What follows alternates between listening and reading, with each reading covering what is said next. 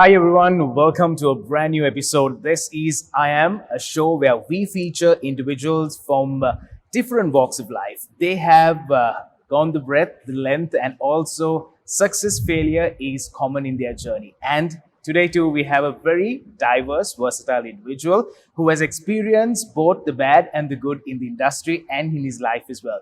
And we have with us none other than a known figure, a known individual. He's Dian Gomas. Good to have you with us on the show I Am. How are you today? Good, very good. That's great to hear. And of course, pleasure to have you on the set with us on the show I Am.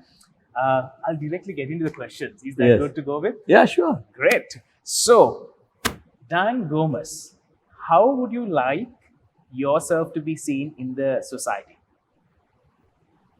I'd like to be known as a simple man who has helped a lot of people around in their careers, in their sports activities, and my feet is firmly on the ground to understand life and make a difference to other people's lives as well.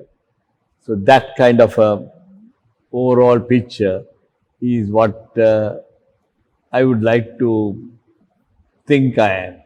Basically, a simple individual with a goal of lending a hand to someone in need. Let us put it in that way as well. Yes. So at the outset itself, you said don't mention Mr. Gomas, nothing of that, just call me Dian. So with that word itself, we know how much of a very casual conversation that we're heading into. So Dian, I would like to ask you, entering into the industry, I'm sure you had your humble beginnings. How do you get away with this? How do you step into the industry? How does the whole thing work out? If you look at my early career, I was an accountant and I was working for a British multinational as their finance director in Sri Lanka. Then I moved into the apparel industry as a general manager of May department stores, which was part of the May Corp, a Fortune 100 company. I did a short stint in New York, came back. I didn't have any industry understanding of apparel at that time. I would have been 29 and I did about 2 years with them and then moved into as finance director to MAS Holdings. That time also I didn't have any apparel experience per se. But over a period of time, I've seen how it grew. I've seen all the battles and I saw MAS Holdings grow from $6 million company when I joined to nearly a $3 billion company when I retired. So that was my journey in the apparel industry. So I joined without knowing anything. I knew my numbers. I was I would say, a good financial controller or a finance director. That did not mean that I had the battle experience to lead a company or be the chief executive. But within 2 years, I was the chief executive for managing a three-way joint venture for MAS between Victoria's Secrets, Courtaulds Textiles, and MAS. So that was my beginning.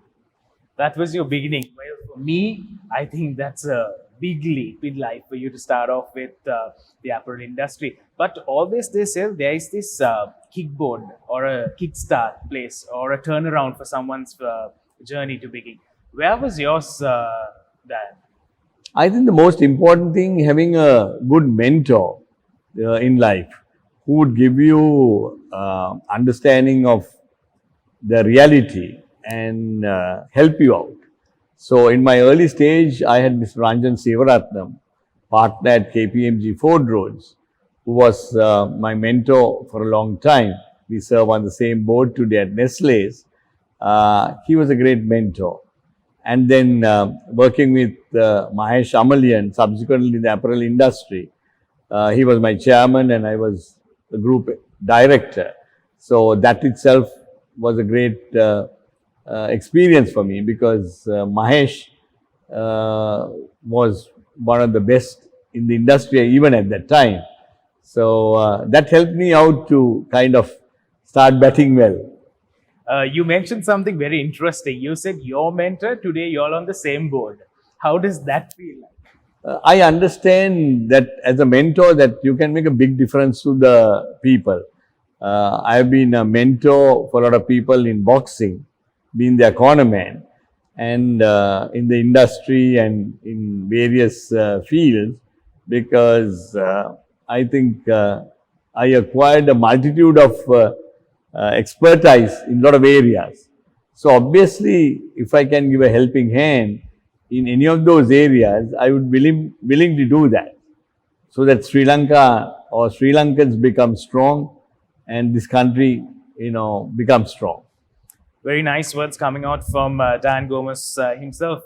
Now, talking about a mentor, I'm sure that there is something which rings in the back of your head every single time before making a decision, be it, advising someone. Is there something that that mentor had told you, Dian, follow these steps and you can achieve your goal?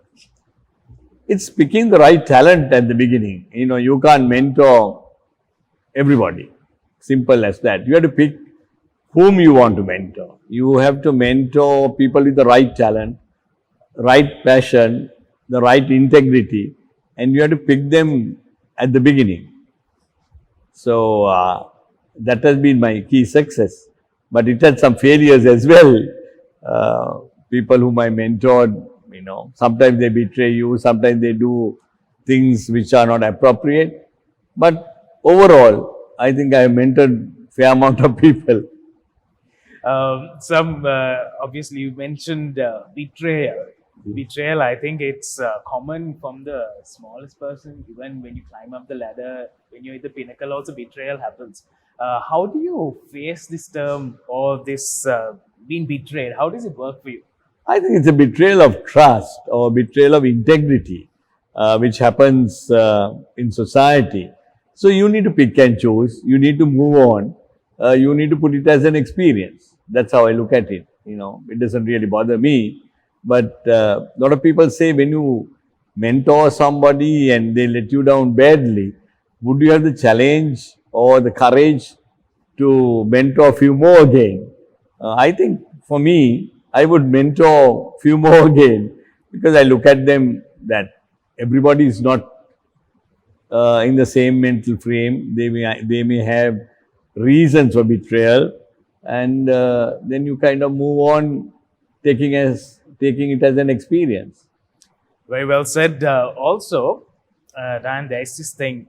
They say a sportsman, obviously will say, when you bring a sportsman to the board, there is a lot that you can expect from that individual, because he has that go-getter thing, and he will be like, achieving goals, going towards the vision, the mission, all that happens because there's some sportsman qualities enriched in this individual.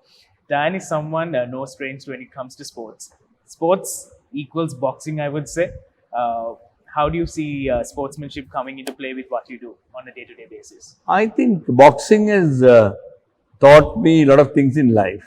The first thing is, when I boxed for Royal College, my coach was late Danton Obesekara, the first Asian to captain Cambridge University. I mean, he was absolute gentleman, and he took care of our safety and our well-being. Starting from that, you get disciplined. In school, I was not disciplined. 3 days of the week or 2 days of the week, when I was doing my advanced level, I used to cut school, and I used to cut boxing practices as well. That cost me a little bit of pain when it came to results and winning. I was Royals flyweight champion for 4 years and Sri Lanka junior flyweight champion. And at the Asian Games trial, I was arrogant, because you were boxing for all college. And the first thing I experienced was 2 terrific knockdowns.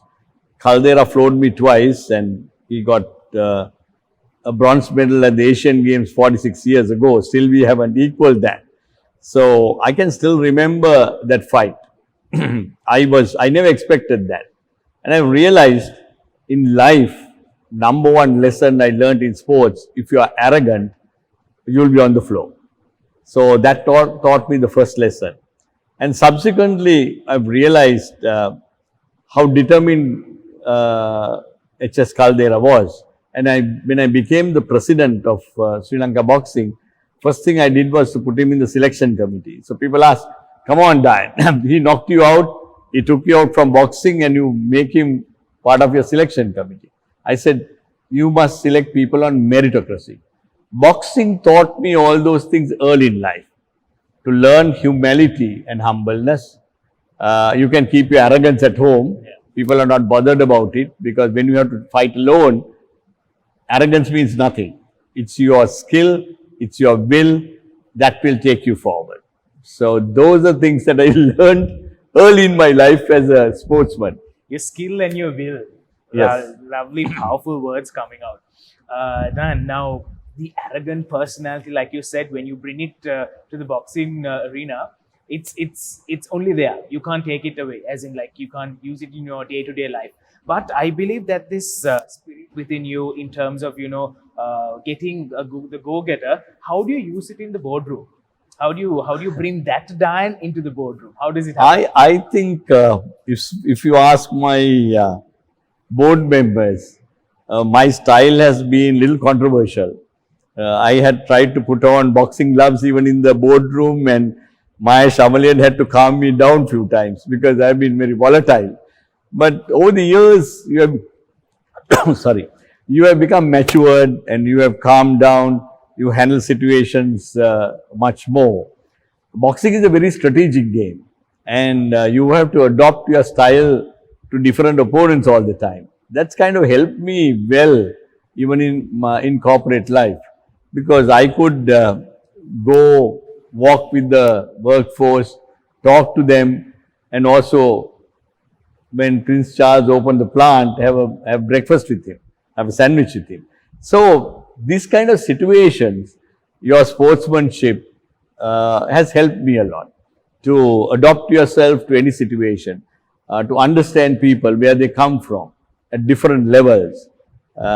So my style has been very controversial, and in a magazine they said my epitaph will be not written by members of my board, but the thousands of people who I contributed and helped in my life. So that was a different point of view. So like you say, it has helped me a lot in every term to be disciplined, never to hit below the belt, to take people who are above your weight, etc. So I could be tough, and I could be calm, and I could be human and humble. So boxing has taught me all those three things.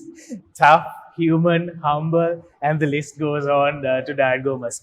Well, they say that a true sportsman, of course, like you mentioned, you can balance life, and you can have a proper balance in terms of work. When it comes to work-life balance, of course, your personal life along with your field of work, how do you maintain this balance? Because a lot of people, even watching us right now, have this problem of work-life balance. They use the term stress all the time. Stressed. I'm very stressed with assignments. I'm stressed with work. I'm stressed with so many things happening around me. Dian Gomas, how do you see stress handling? I think my principle is recruit people who are better than you. If I looked at my board at that time, my right-hand man was Suren Fernando, engineer, accountant, now group chief executive of MAS Holdings. And Suren was maybe 23, 24 when he joined me just after his university career. Then I had Rajiv Dharmendra, who had gone to London School of Economics. I had multitude of people who were more qualified than me, more intellectually smart, I would say. I only gave them leadership. So the ship without a captain could sail even in a stormy weather. I wanted to build my team, a team. And if you think of the rugby or football, even my B team on the bench were good chief executives even at that time. I mean, today they run the industry. They hold very, very senior positions in not only at MAS, with our competitors and with some of the buying officers. And I groomed them very well. I gave them the battle experience. But I would say even that time, their intellectual skill, their ability to work, or their functional skills, they were far superior to me. So I could do 100 other things, because just imagine, giving you a simple example, you're playing a cricket team. I'm taking cricket because it's our kind of, people are fanatical about it. You have Sachin Tendulkar and Mahela Jayawad or Kumar Sangakkara, the opening bats. Then you have, Kohli, Mahela, the best of the English players, Shane Warne, Arjuna Ranatunga, all in one team. What do you have to do? I don't think I'll get a batting chance, because you want to go and collect the World Cup. So the whole idea is to build a team, build a culture, but who are people better than you. But when you have people better than you, when you have a morally and all the people in a team like that, you need to have leadership skills. That makes a difference, because managing that kind of God's gift, all those brilliant individuals, you will, find it difficult to manage. That's your skill. But, if you have built a team like that, you're obviously world champions. You're world champions and you're sorted. Yeah, yes. Because Sri Lankans like to hold everything to themselves. They think if you teach them, they will be your competitor, they will be your they'll backstab you, you lose your job. I don't believe in that. Actually, I was to get to that point, because you, Dan, you mentioned that, giving leadership and building an A team is the great thing to go forward in. But have you ever felt like, why did I do this? And if I didn't do this, tables would have turned around and no one would have backfired me or, backstabbed, or that must have not happened. Do you ever feel that in your life thus far? I think, there were times that after I left some of the organizations, I felt that I had made few wrong calls on the individuals. But other than that, it has held me very strong, because I get a great joy when you are in my age, now in the 60s, that to see your able lieutenants doing so well. It's like, when you are young, you want to be a corporate hero. When you are matured, you want to build and maybe talk about your successes. When you get to my age, I talk more on failure, so that people don't put their foot into the wrong situation or to step on a mine. So when you see your young lieutenants that whom you groomed are doing so well, it's like a father seeing your kids grow and do extremely very well. Today you feel proud about your children rather than yourself. So that's a feeling that you get. And that's a wonderful feeling, especially when you're retired, to see that the organizations are doing very well, that you have put the structures in, you have trained well. It's like your kids taking over the empires and running it. Generations to come, a lot of people will obviously look up to you, and they'll be like, wow, he has taught me this lesson. Because I personally do have a lot of friends involved who have learned a lot from you in terms of leadership, the way you manage things, and your success factors, and how you also saw failure and took advantage of it, and went about that extra mile to bring a lot to the individuals on table. What if I also asked you, well, there must have been a time that, or an incident that you faced in life, saying that I made this decision, but why did I do it? Was there a falling point in your life? I think there are a number of falling points in my life. I mean, sometimes when I've done about nearly 900 lectures, including 3 times at Oxford and once at Imperial. And when people ask me and give a impressive, introduction, I always tell I can write about 5 pages of my failure, because, although I got my SEMA and president of SEMA and all that, I tell them for the start, I became the president of SEMA when I was in my, very young age, 2002, nearly 20 years ago. But I passed my final in the 3rd time, because I didn't put that effort. Did I win more being the Sri Lanka junior flyweight champion? No, I lost more fights. In your relationships, in your various things that you wanted to do. But one of the main ingredients, I never said, I'll never quit. I never quit. The more you punch hard, I will punch you harder. I'll get up and come back at you. That's the kind of personality I was made of. Maybe early stages in my life. So when you come into kind of this low situations, you get a hard blow and you go down, and your job is to take the count and stand up. So there are so many times, I mean, every day you get disappointed, you get betrayed, but you get down, take a count like in boxing, stand up and beat the guy. That's the kind of mentality you need to build. Why do we lose in cricket? We have a great young team. It's a mental resilience. Nobody teaches you mental resilience.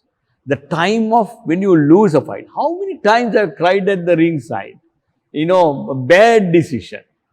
How many times I could have cried at the airports, in a 20-year career to pursue a Olympic qualification or a medal. We have got up to, we need to win 5 fights for a gold in internationally. You win 3 fights and, you miss a medal, you miss a bronze medal. You're so disappointed. A boxer runs nearly 10 kilometers a day, 400 push-ups, and spar or box for nearly 2 hours for about 8 years, and you lose. At the last World Championships, which happened, a week ago, my boxer, 48 kg, a boy from Sanjeeva Nuwan from the army, the fight, we lost the first fight in 51 seconds. First blow, 15 seconds, he was down, he was dazed, he got up. In the next 20 seconds, he got another one, fight stopped. The same boxer today is going to be a world champion. Today is fighting the semi-finals. And in every fight from Belarus, he knocked the opponents down. At the quarterfinals, he knocked Olympian down. So that's the kind of environment you thrive. You lose, and they've flown back and have spoken to him, son, don't worry about it. Take a week's rest off. We are going again. We are going to win that Commonwealth Games medal. So you need to build that resilience. You used the term, Dian, quit. Never quit. Never quit is something which is stressed upon a lot. But you wake up one fine morning and be like, no, today I don't feel like it's not going to happen. Do you have days like that, or do you always wake up enthusiastic, going to achieve your calendar, as in like tick, tick, tick, done, done, done? Or are there days like, no, I can't do it today, it's enough, I give up? Of course, it happens quite regularly. Now I don't kind of have the work pressures like being a group director of a large apparel company or a chairman of Hela Clothing or any of those. The time that I get into real under pressure is at the corner in the boxing ring, because being the corner man for Sri Lanka for 20 years, and that puts sort of pressure on me. Other than that, I don't take pressure at all. A sickness, I get very, very jittered, or some family member gets, sick or something, or friend gets sick, I'll get little nervous. But other than that, there are days, bad days. But the most important thing is to identify people who are very positive. So if you are a very positive person, if I'm down, you will always wake me up. You'll say, look, Dian, come on, I don't think you are looking good today. We are going to come. But if somebody is very negative and says, my God, I feel same, I feel tired, I feel bad, then the energy levels come down. So I like to work with young, energetic people who say, come on, Dian, what's wrong with you? You don't, enthusiastic today. Why is this? And let's work at it. People like that. That's the way to overcome that. Have some young blood, a lot of energy surrounded by you. You feel always motivated to go and achieve your goals. Of course. There is another question that I would like to ask you. Is Dian Gomas, what's the next big thing? What's going to happen in your life? What are we going to look forward to? What's the latest? I think my only unfinished dream is a Olympic gold medal in boxing. Everything else, I think I've achieved, I've done. I've traveled about 80 countries. Maybe I'd like to do another 20 more so that I get more enriched in life. But other than that, my daughters have finished their masters from Imperial. They have taken over our private businesses. I'm a grandfather now. I got a 6-month grandson. So I'm happy. I'm contented. I do more mentoring, and of course, I do 2 days of the week at the apex of the civil service, appointed by the president and the Public Service Commission. But that's some kind of a duty that I'm kind of giving to the country. But other than that, I want to travel, I want to enjoy my life, I want to live every day, and I'd like to, have fun. I have no aspirations in anything else. The little Gomas is to come in the future. You already said you're a proud grandfather.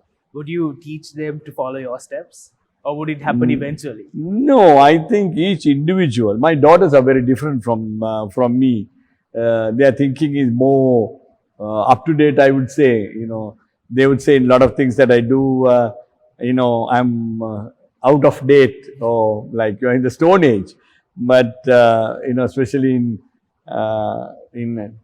technical stuff like social media, all that kind of stuff. But I think they will have their own style. You can teach them only values, to play the game straight and not to take shortcuts in life, etc. But other than that, every individual is an individual. Lovely words. Every individual is an individual. And also, I think it was a very fruitful conversation. I would be failing if I don't ask you this question. The pandemic is hitting all of us around the globe. Everyone is affected. They are stressed out, or they would say that they are mentally down. They don't know how to face this and overcome the pandemic. Your advice as a giant in the industry, what would that simple message be? I think the pandemic, there have been opportunities as well. I mean, if you take off the industry, apparel, they have done extremely very well during a pandemic because they have been innovative. They have been able to capture a market which we had lost to China and all that earlier. So every organization with great thinking and resilience have done very well, other than things like the tourism industry, which was hit because there were a lot of restrictions and safety issues. But I think we need, in a COVID situation, to be more nationalist, to think what is good for the country, not to embarrass the government, not to do things politically which would be not beneficial to the country, etc. We need to look at what's good for us, how we can manage this situation, how can we come out of it, all together as a nation, not to be divided and not to do some crazy things, which sometimes you can't understand, are we Sri Lankan at all? So those things kind of disappoint me. But people are people. They have their own thinking, own ideologies, own political aspirations. So as an individual, I can't stop that. But let's look at it. I appeal to a lot of people, take the maximum safety precautions, be Sri Lankan in your mind so that we have a great future and we don't go down. Some great words coming out by Dian Gomas himself, and some great advice as well to all of us listening to Dian Gomas. And finally, before we wrap this session, one piece of advice from Dian Gomas would be? I think be Sri Lankan, be united together. You have to challenge the process. You have to do the right thing most of the time, because it's impossible in our real lives to do right, and life is not a straight line. So you need to do, but if you have to take 10 decisions and 7 decisions are honest, sincere and right, so that it benefits our country altogether, away from religion, away from politics, away from all the other issues, we can have a very strong Sri Lanka. I'm sure we can do better than most of our Asian neighbors. That's my wish, so that you and my children and the future, we have a better and strong Sri Lanka. Together we can be strong, together we can be proud and call ourselves Sri Lankan. And of course, lovely having this very fruitful conversation with you on our show, I Am. This is, of course, Dian Gomas, and thank you very much for taking time off your busy schedule to be with us and inspire the thousands watching us. Thank you very much for joining with us. Thank you Let's very end the much. show with a fist bump. Take care, and thank you very much. Thank you. With that, we wrap this episode of I Am. Thank you very much for stopping by. It was lovely to have you with us, and I'm sure you got a lot of inspiration from Dian Gomas himself. So, with the hope of joining you next time, we'll see you again with a brand new episode of I Am. Until then, take care and stay safe.